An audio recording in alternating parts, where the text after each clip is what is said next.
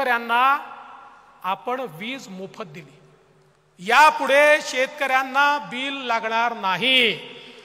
लगेच यांनी विचारलं, मग काय तुम्ही जुने बिल देणार का? मग त्याचं काय होणार?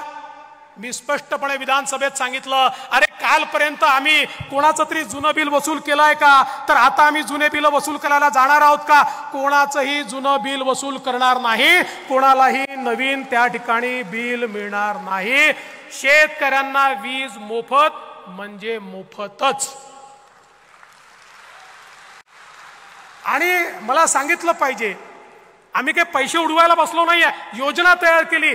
या देशातला हा इतिहास ठरेल की गेल्या 1.5 वर्षामध्ये आमच्या शेतकऱ्यांना 16,000 मेगावॅट वीज लागते, त्यातल्या 9,000 मेगावॅटला सोलरवर आणण्याचं काम आम्ही सुरू केलं आहे, जे 18 महिन्यात पूर्ण होईल. पुढच्या 3 महिन्यात उरलेल्या 7,000 मेगावॅटचं काम आम्ही सुरू करतोय.